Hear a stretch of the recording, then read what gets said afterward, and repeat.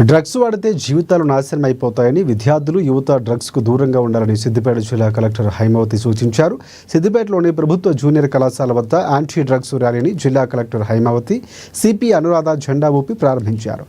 ఎవరైనా తెలిసి తెలియక డ్రగ్స్కు అలవాటు పడితే వారికి కౌన్సిలింగ్ ఇవ్వడం జరుగుతుందని వారు వివరించారు.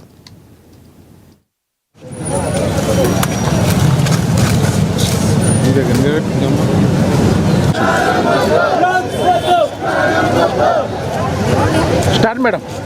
Okay madam. ఈరోజు అంతర్జాతీయ మాదక ద్రవ్య దుర్వినియోగం మరియు అక్రమ రవాణా గురించి మనం ప్రత్యేకంగా జరుపుకుంటున్నాము. ప్రతి సంవత్సరం జూన్ 26వ తేదీన ఈ ప్రత్యేకమైన దినం జరుపుకోవడం జరుగుతుంది. ఇది 1987లో ఇది ప్రారంభమైంది. ముఖ్యంగా యువతలో అవేర్నెస్ కల్పించి వీళ్ళందరినీ కూడా ఆ మాదక ద్రవ్యాల వారి పడకుండా వీళ్ళని కాపాడటము, వాళ్ళకి కౌన్సిలింగ్ ఇవ్వడము, వాళ్ళకి అవేర్నెస్ క్రియేట్ చేయడము చాలా ముఖ్య ఉద్దేశంగా దీన్ని తీసుకోవడం జరిగింది.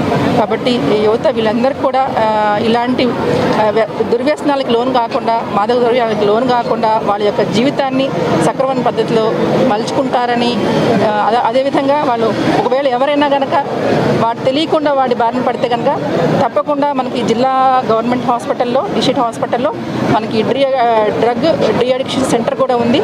తప్పకుండా ఈ తల్లిదండ్రులు కానివ్వండి, యువత కానివ్వండి, కౌన్సిలింగ్ కావాలన్నా, ట్రీట్మెంట్ కావాలన్నా ఈ సర్వీసెస్ని ఉపయోగించుకోవాలని కోరుకుంటున్నాను.